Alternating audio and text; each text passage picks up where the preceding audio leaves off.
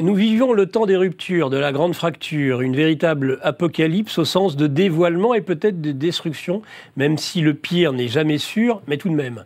Nous ferons un tour global de la planète géopolitique, Europe, Amérique, Proche-Orient, Chine. C'est la fin du monde unipolaire, né de la débâcle de l'URSS et de la chute du mur de Berlin en 1989. L'Empire américain rencontre de plus en plus de mal à assurer son hégémonie sur le monde. L'Occident s'isole. Il fait même sur certains sujets l'unanimité contre lui, comme le LGBT en Afrique. L'adversaire du Nord, le Sud global, fourbit ses armes. L'Occident va de désillusion en désillusion, Russie, Iran, en attendant une éventuelle grande guerre avec la Chine. L'Occident gagne des batailles, mais il s'apprête à perdre la guerre. Le destin hésite entre nouvel équilibre ou destruction globale. Vous êtes sur Géopolitique Profonde et nous nous retrouvons tout de suite après cela.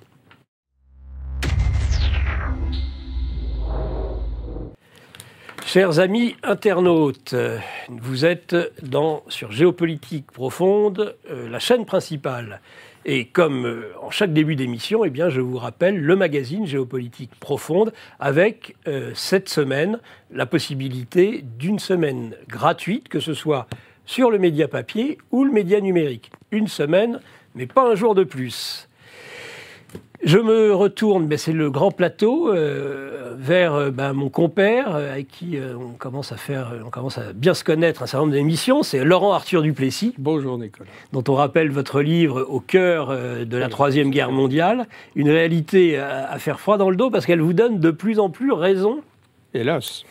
Et ça fait déjà de nombreuses années que... Mon syndrome a commencé en 2002. Il y a 22 ans. Vous étiez déjà patron d'émission sur Radio Courtoisie à l'époque.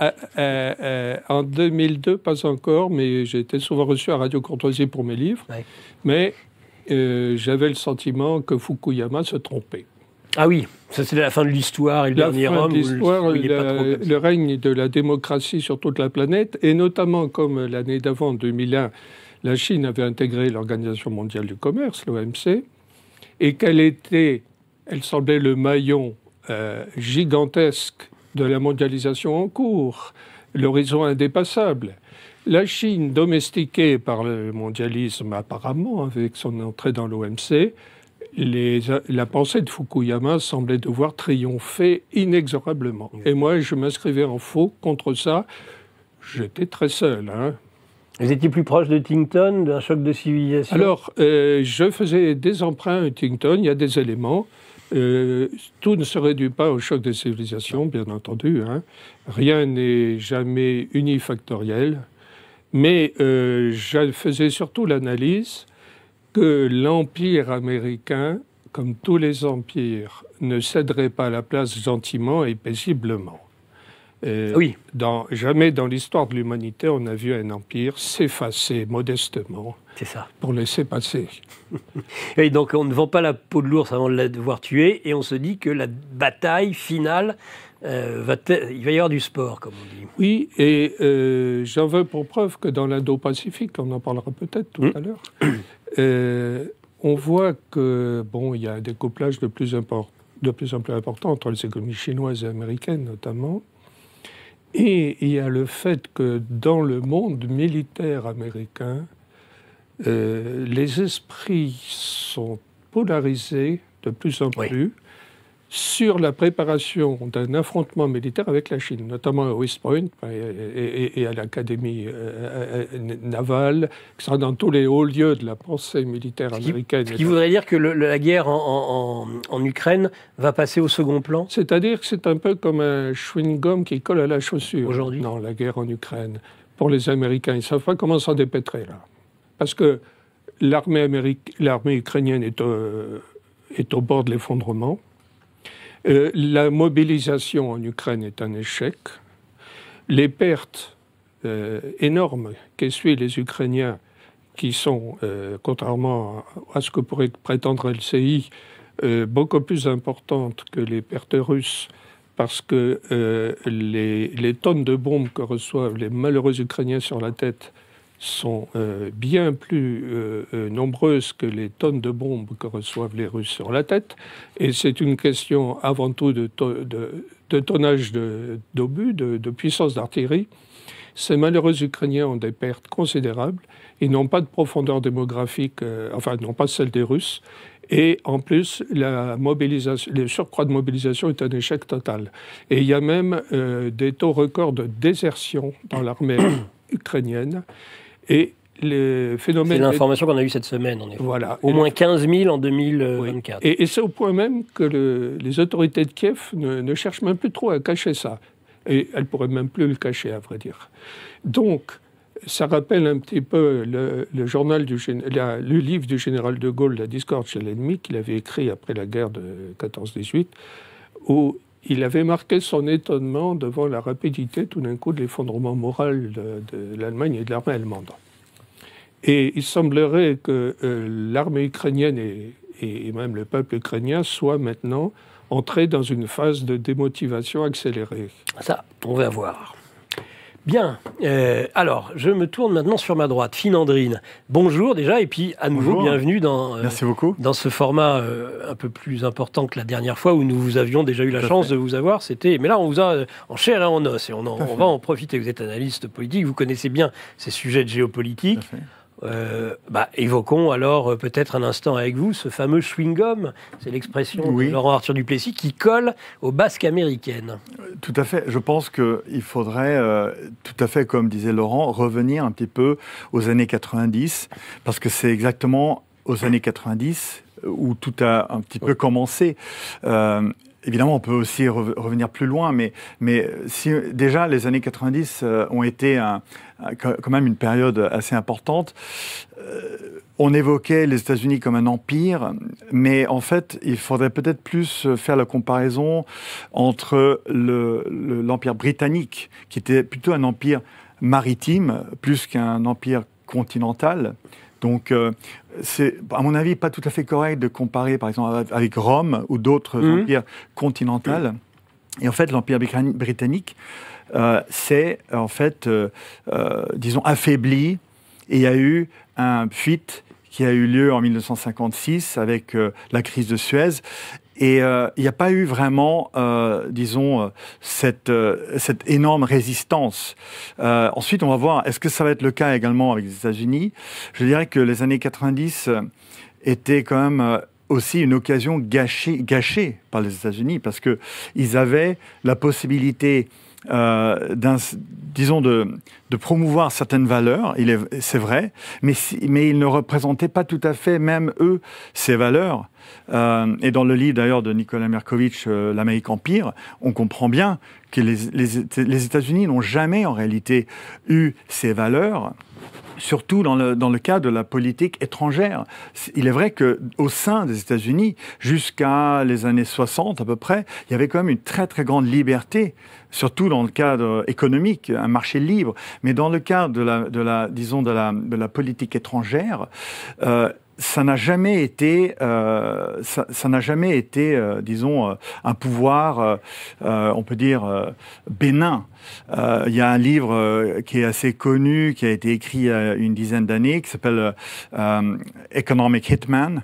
Je pourrais donner après le titre exact, où il explique, c'est quelqu'un qui travaillait pour la CIA à l'étranger, où il explique la manière dont les Américains utilisaient toujours la force, l'aspect juridique, pour contraindre des pays la force et l'aspect juridique, les deux finalement. Les deux, mais toujours cette contrainte pour essayer d'arriver à leurs fins commerciaux.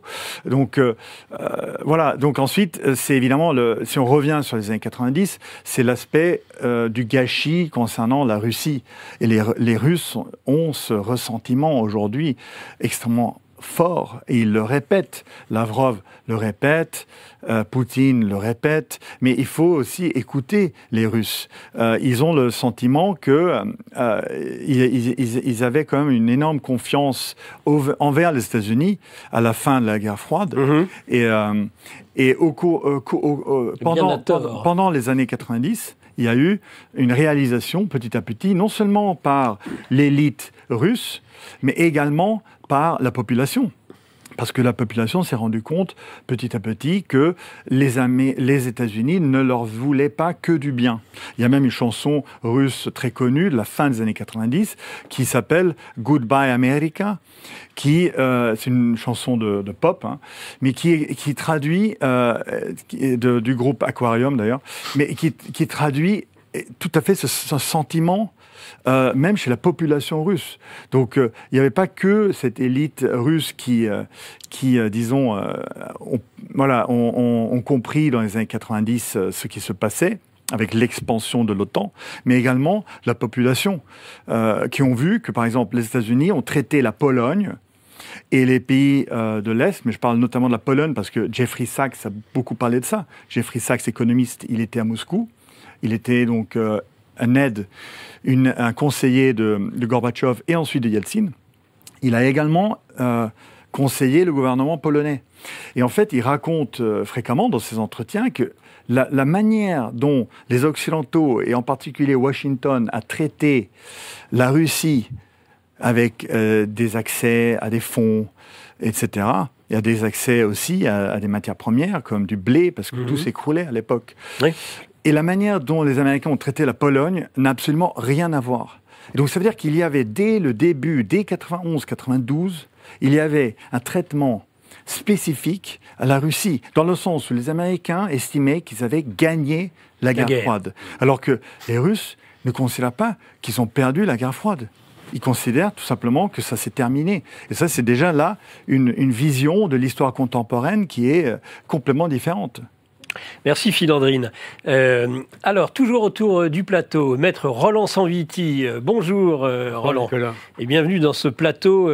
Moi, quand j'entends ce que vient de dire Filandrine, c'est grosso modo des éléments tout à fait identiques à ce que vous pouvez et avez pu dire dans votre livre principal, qui est les guerres de conquête à l'aube du XXIe siècle. Bah, ça tombe bien, on est plus qu'à l'aube du XXIe siècle, enfin on est au début de ce XXIe siècle, ces guerres de conquête, ces guerres de prédation, et alors ce qui est éclairant de ce que vient de dire Filandrine, dire que les Américains considéraient que de toute façon cette guerre, ils l'avaient gagnée, et que donc ils se comportaient comme des vainqueurs, c'est-à-dire exactement et précisément ce que vous écrivez dans votre livre sur cette façon de se comporter et comment ils ont cherché à se comporter vis-à-vis des Russes. Oui, avec une nuance près, et c'est simplement pour ouvrir le débat, parce que c'est quelque chose qui est trop longtemps et qui a été trop longtemps occulté. Dès l'instant où on raisonne en termes de guerre conventionnelle, et c'est l'intérêt d'évoquer les guerres de conquête, les empires, etc., au XXe siècle, au XXIe siècle, on est entré dans une autre forme de guerre de conquête, et c'est un peu le sujet sur lequel nous travaillons, pas seulement moi, mais avec d'autres personnes. À l'instant, on évoquait la Chine, on évoquait les États-Unis. La nuance près, moi je considère, après c'est un problème de proportion et on n'a pas le temps ici d'en discuter. Lorsque vous avez la montée en puissance au XIXe siècle de la finance et de la City, lorsque l'on crée en 1913 la Réserve fédérale, lorsque Bretton Woods, lorsque l'on quitte la référence à l'or et qu'on impose le dollar avec Nixon, vous avez une forme de guerre de conquête qui s'est affirmée, et une guerre de conquête qui avait commencé déjà il y a longtemps. En revanche, où le conquérant, qu'on le veuille ou non, après on verra qui est le conquérant. C'est pour ça que je suis toujours réservé sur le terme des États-Unis, etc. Il y a une guerre de conquête qui avait commencé, et en fait, je dirais, il y a la prise de contrôle d'une partie de l'économie mondiale par la finance. Moi, ce qui m'intéresse, et c'est pour ça qu'on revient toujours à ce débat, quels sont les êtres de chair et de sang, quels sont les hommes physiques, n'est-ce pas, qui contrôlent cette finance, premièrement. Deuxièmement... Il faut les démasquer. Non, mais... C'est ce que la grille de qui vous travaillez la grille de lecture, c'est beaucoup simplifié. La grille de lecture, ce qu'il faut enseigner aujourd'hui aux jeunes, c'est la grille de lecture est la suivante. Vous avez l'instigateur, vous avez le commanditaire et vous avez l'exécutant. Là, on va faire un retour historique. Suivez mon panache blanc. Aujourd'hui, on ne suit pas le panache blanc parce qu'on ne sait pas qui a le panache blanc. On arrive à savoir que, à la rigueur, Lee Harvey Oswald a peut-être été l'un ou l'un des exécutants. On essaye de comprendre que parmi les commanditaires, on a identifié sur les 3 ou 4 ouvrages qui ont été les commanditaires. Et les ouvrages sur lesquels nous travaillons et sur le plan de l'approche, je fais un rapprochement. À qui profite le crime en définitive? C'est ça qui nous intéresse. Et aujourd'hui, si vous éludez cet aspect-là, vous passez totalement à côté. Mais la question, c'est la Russie. Non, mais pour l'instant. La Russie, non mais la Russie, et les États-Unis. La Russie a eu son. Lorsque moi je me suis instauré encore une fois, j'ai instauré encore une fois la réflexion sur les institutions et sur l'analyse du 19e, 20e siècle, j'ai considéré, mais je ne suis pas le seul, que le marxisme, par exemple, on sait très bien, n'était pas applicable à la Russie. C'était pas un pays capitaliste. Et Lénine, Staline et tout ce qui s'est passé, bien. Par conséquent, que l'on prenne le marxisme comme une étude sociale qui est intéressante, et il y a beaucoup de choses vraies, d'accord. En revanche, sur le plan politique, sur le plan qui nous intéresse, n'est-ce pas, ce que disait à juste titre, ce que vous disiez à la fois par rapport à la Chine, par rapport à la Russie, par rapport à l'Empire, vous avez effectivement, à un moment, nous en sommes à un stade de l'histoire où, et je ne sais pas combien de temps ça peut encore durer, l'empire financier qui a régné à la fin du 19e siècle au 20e siècle est en train d'être ébranlé. Voilà, si on veut être à peu près honnête, il est ébranlé. Tout à fait à l'appui de... Alors, voilà, si vous voulez dire un mot, oui. Laurent Arthur-Duplessis, et puis après, oui. on va aussi échanger avec Nicolas Mirkovic. Ah oui, bien sûr, Nicolas. Qui a quand même écrit un livre dont l'Empire Empire. Et je me demande en quoi, d'ailleurs... Je rejoindrai tout à fait Maître Sanvicki et après, Nicolas Mirkovic. Sur l'instigateur, etc. Parce qu'en effet, il y a une oligarchie financière qui tire les ficelles, sans être d'un complotisme maladif. Mais il est évident que la réalité du pouvoir, elle est entre ses mains. Les hommes politiques sont des marionnettes de cette oligarchie financière. Et cette oligarchie financière, après s'être servie je dirais, de l'État-nation britannique comme d'un glaive impérial pour mieux étendre... Vous voulez dire que ce sont des proxys. En fait, on dit l'Ukraine est le proxy de l'Amérique, mais l'oligarchie mondialiste financière a des proxys dont les États-Unis et l'Angleterre. Cette oligarchie avait un état de prédilection, c'était le Royaume-Uni. Oui. Et elle s'en est servie, et de son armée, etc., et de l'Empire ainsi constitué par l'armée britannique, les fameuses tuniques rouges, etc., pour mieux servir ses intérêts. C'est Cecil Rhodes, par exemple, qui voulait la route du Cap au Caire, etc. Et puis, cette oligarchie financière mondialiste a ensuite jeté son dévolu sur l'État-nation américain, beaucoup plus puissant au sortir des deux guerres mondiales, et qui est un glaive infiniment plus intéressant que ce Royaume-Uni déliquescent. Mais c'est toujours le même principe, me semble-t-il, et c'est là où je rejoins parfaitement Maître Sanvicki. C'est-à-dire que cette oligarchie financière, on ne la voit pas. Elle n'aime pas beaucoup les projecteurs, elle se cache, mais c'est elle qui a le pouvoir. Bien. Alors, je rappelle le sujet principal. Et ça rejoint la Russie, parce qu'elle voulait tailler en pièces, la Russie. Là où justement... Oui, mais parce qu'en plus, elle jugeait, comme Finandrine l'a dit, que finalement, elle avait gagné la guerre et que donc elle pouvait mais cette oligarchie financière, prédateur. À la chute de l'Union soviétique, cette oligarchie financière s'est dit, miam miam, que le beau gâteau que voilà. 17 millions de kilomètres carrés bourrés de matières premières dans le sous-sol. Mais vous imaginez un peu le festin. Et donc, cette oligarchie financière a voulu exercer une prédation caractérisée sur les 17 millions de kilomètres carrés de cette pauvre Russie. Alerte Info. Géopolitique profonde prend sa place dans le paysage médiatique français. Bonsoir à tous, vous êtes sur Géopolitique profonde, la chaîne qui est là pour remplacer les médias subventionnés. On investit maintenant la rue. Et on veut vous entendre. Le gouvernement de M. Macron nous a obligés et nous a enfermés chez nous. Mais on a besoin de votre soutien. Alors cliquez sur le bouton j'aime pour nous soutenir.